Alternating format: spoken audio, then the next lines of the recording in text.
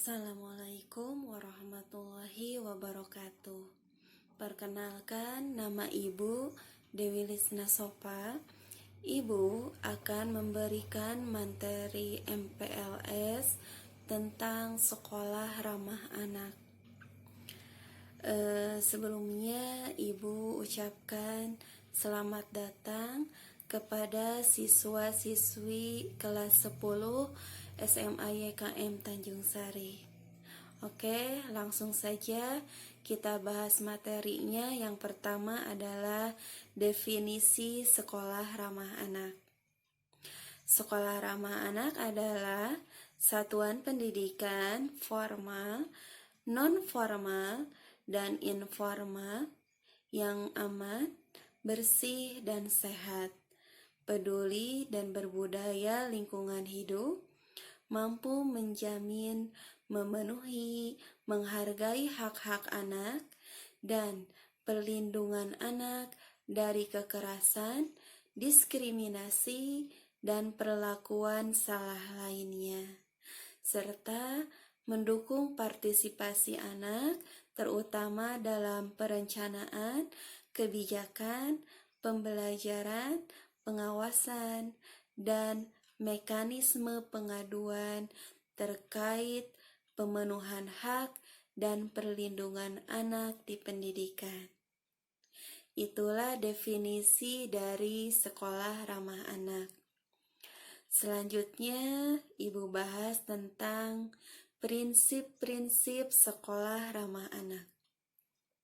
Yang pertama adalah non-diskriminasi, yaitu menjamin kesempatan setiap anak untuk menikmati hak anak untuk pendidikan tanpa diskriminasi berdasarkan disabilitas, gender, suku bangsa, agama, dan latar belakang orang tua.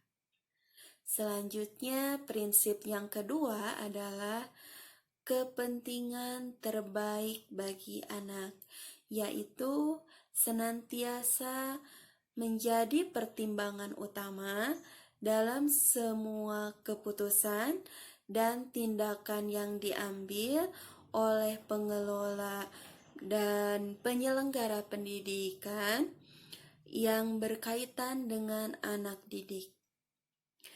Selanjutnya, prinsip yang ketiga adalah hidup, kelangsungan hidup, dan perkembangan, yaitu menciptakan lingkungan yang menghormati martabat anak dan menjamin pengembangan holistik dan terintegrasi setiap anak.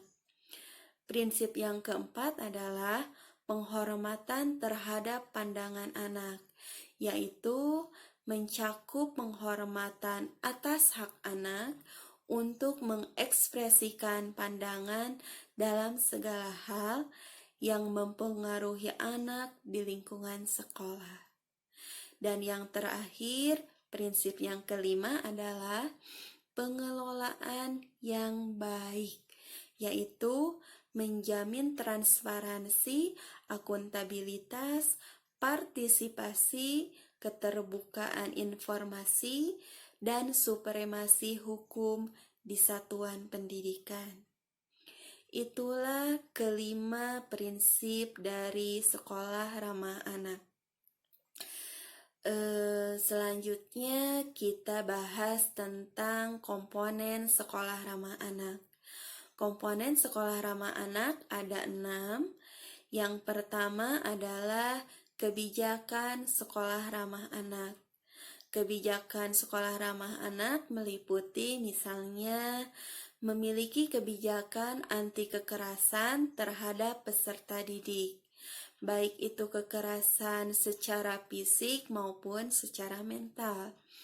Kemudian memiliki komitmen untuk mewujudkan kawasan tanpa rokok. Selanjutnya, memiliki komitmen untuk mewujudkan kawasan bebas nafsa atau narkotik, psikotropika, dan obat-obatan terlarang. Selanjutnya, menjamin, melindungi, dan memenuhi hak peserta didik untuk menjalankan ibadah dan pendidikan agama sesuai dengan agama masing-masing. Selanjutnya, komponen sekolah ramah anak yang kedua yaitu pelaksanaan proses pembelajaran yang ramah anak, meliputi proses pembelajaran tidak bias gender, non-diskriminatif. Jadi baik anak laki-laki maupun perempuan, baik itu dari keluarga pejabat atau keluarga biasa, semua anak memiliki hak yang sama. Selanjutnya, dapat mengembangkan minat, bakat, dan inovasi serta kreativitas peserta didik melalui kegiatan ekstrakurikuler. Di sekolah kita, ekstrakurikuler silahkan kalian bisa mengikutinya. Ada ekstrakurikuler bola voli, sepak bola, dan futsal, kemudian paskibra dan pramuka. Selanjutnya, komponen yang ketiga adalah pendidik dan tenaga kependidikan terlatih hak-hak anak. Di sini pendidik dan tenaga kependidikan meliputi yang pertama adalah pimpinan atau kepala sekolah. Kemudian yang kedua, guru. Alhamdulillah guru di sini ada yang PNS dan non-PNS. Dan yang non-PNS sudah memiliki sertifikasi kependidikan.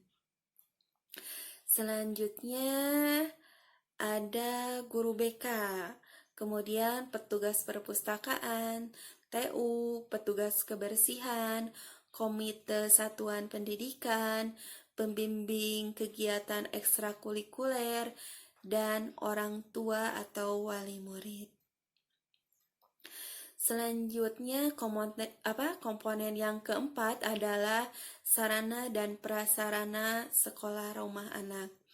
Di sini terbagi menjadi beberapa persyaratannya. Ada persyaratan keselamatan, meliputi struktur bangunan haruslah kuat, kokoh, dan stabil. Kemudian, bangunan sekolah memiliki jalan keluar dan aksesibilitas untuk pemadam kebakaran. Kemudian, bangunan sekolah memenuhi persyaratan instalasi kelistrikan. Kemudian, bangunan sekolah tidak berada di bawah jaringan listrik tegangan tinggi atau SUTED. Alhamdulillah kita jauh ya dari SUTED. Kemudian persyaratan kesehatan.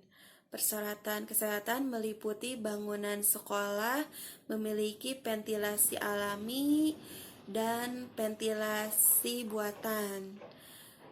Kemudian bangunan sekolah memiliki bukaan permanen, kisi-kisi pada pintu dan jendela, atau bukaan permanen yang dapat dibuka untuk kepentingan ventilasi.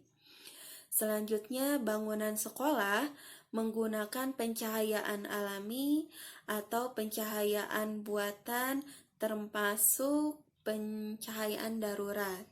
Selanjutnya, bangunan sekolah memiliki sumber air bersih yang memenuhi persyaratan kesehatan dan mengalir lancar. Kemudian, bangunan sekolah memiliki sistem pembuangan air limbah yang berfungsi dengan baik dan tidak mencemari lingkungan sekitar. Selanjutnya, bangunan sekolah memiliki sistem penyaluran air hujan yang berfungsi dan terpelihara dengan baik. Kemudian tersedia tempat pembuangan sampah terpilah dan tertutup. Nah, kemudian persyaratan selanjutnya yaitu persyaratan kenyamanan. Jadi, persyaratan kenyamanan di sini meliputi kapasitas ruang kelas sesuai dengan fungsi ruang, jumlah murid dan aktivitas murid, rasionya itu 1:34. Jadi maksimal dalam satu kelas itu siswa sejumlah 34 orang. Kemudian temperatur dan kelembaban ruang kelas nyaman untuk kegiatan belajar mengajar. Alhamdulillah di daerah kita di Tanjung Sari tidak seperti di kota-kota besar lainnya, misalnya seperti Jakarta. Di setiap ruangan itu kalau tidak menggunakan kipas angin atau AC, pasti ruangannya akan terasa panas. Nah, kalau kita meskipun tidak menggunakan AC atau kipas angin, alhamdulillah tempat kita masih terasa nyaman. Jadi tidak terlalu panas. Selanjutnya, ruang-ruang pada bangunan sekolah, terutama ruang kelas, terhindar dari gangguan silau dan pantulan sinar matahari. Nah, nanti kalian kalau sudah bisa belajar seperti biasa, bisa dilihat sekolah kita dalam keadaan nyaman. Nah, selanjutnya pencahayaan dalam kelas cukup. Misalnya kalau di sini tuh pencahayaannya agak kurang tuh di bawah ya, tapi bisa diatasi dengan menggunakan lampu. Selanjutnya adalah persyaratan kemudahan. Ini masih berhubungan dengan prasarana sekolah, yaitu ukuran lebar koridor mampu dilewati 2 orang berpapasan. Nah, kalian kan sudah tahu bagaimana kondisi lingkungan sekolah kita. Pasti cukup ya untuk sesuai dengan sekolah ramah anak. Nah, kemudian tersedia toilet yang bersih dan nyaman. Di sebelah selatan tersedia 4 ruangan antara laki-laki dengan perempuan masih belum terpisah ya.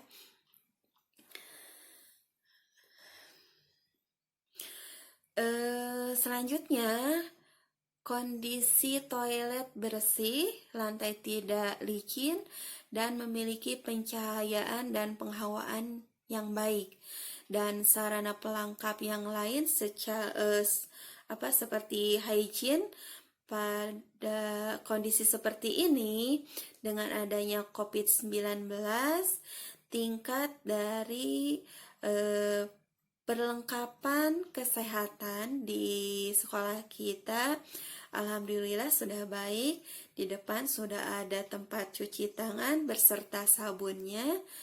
Kemudian pada saat kita mau masuk lingkungan sekolah, nanti diukur suhunya dulu. Dan yang paling aman, kalian harus jaga kebersihan. Jadi tanggung jawab kesehatan itu dimulai dari diri sendiri. Selanjutnya, tersedianya wastafel yang layak untuk anak dengan air bersih yang mengalir dengan sabun cuci tangan. Nah, tadi Ibu sudah jelaskan, alhamdulillah di sekolah kita sudah ada di depan, pas kita mau masuk sudah tersedia. Kemudian selanjutnya untuk bangunan sekolah lebih dari satu lantai menyediakan tangga dengan kemiringan tidak lebih dari 60 derajat. Bangunan kita terdiri dari 2 lantai. Di ujung sebelah selatan kalian bisa lihat ada tangga dan memiliki kemiringan tidak lebih dari 60 derajat. Jadi bisa digunakan dengan nyaman. Kemudian tersedia ruang ibadah. Ruang ibadah sebenarnya di sekolah kita itu dekat dengan ruang guru. Karena ruangannya tidak terlalu besar, jadi untuk sekarang hanya digunakan untuk guru saja. Tapi sebenarnya siswa juga bisa melaksanakan ibadah di sana. Untuk melaksanakan ibadah, misalnya pada saat jam kedua istirahat, kalian bisa melaksanakan ibadah sholat zuhur di masjid terdekat. Selanjutnya adalah persyaratan keamanan. Di sini misalnya meliputi bangunan sekolah, meminimalkan ruang-ruang kosong dan gelap. Kalau kalian lihat, sekolah kita semuanya memiliki pencahayaan yang cukup bagus ya. Jadi untuk ruang kosong dan gelap mungkin sedikit. Selanjutnya tersedia kamera pemantau atau CCTV. Nah, di sekolah kita sudah ada CCTV di depan sekolah, kemudian di koridor juga sudah ada. Kemudian selanjutnya adalah komponen yang kelima. Komponen yang kelima adalah partisipasi anak. Di sini meliputi peserta didik bisa memilih kegiatan ekstrakurikuler sesuai dengan minat. Jadi silahkan kalian pilih mana ekstrakurikuler yang sesuai dengan kemampuan dan minat kalian. Selanjutnya melibatkan peserta didik dalam menyusun kebijakan dan tata tertib sekolah. Kemudian pendidik dan tenaga kependidikan dan komite ke sekolah satuan pendidikan mendengarkan dan mempertimbangkan usulan peserta didik untuk memetakan pemenuhan hak dan perlindungan anak dan rekomendasi untuk RKHS guna mewujudkan sekolah ramah anak. Kemudian peserta didik bisa melakukan pengaduan kalau misalnya ada hal yang dirasa kurang cocok atau tidak sesuai dengan sekolah ramah anak. Silahkan kalian bisa melakukan pengaduan. Nanti kalian bisa masukkan saja pengaduannya di ruang OSIS. Nah, komponen yang terakhir adalah yang keenam adalah partisipasi orang tua atau wali, lembaga masyarakat, dunia usaha, pemangku kepentingan lainnya, dan alumni. Mungkin itu saja yang bisa Ibu sampaikan pada kesempatan ini. Mohon maaf karena banyak sekali kekurangannya. Ibu tutup materinya. Billahi taufiq wal hidayah. Wassalamualaikum warahmatullahi wabarakatuh.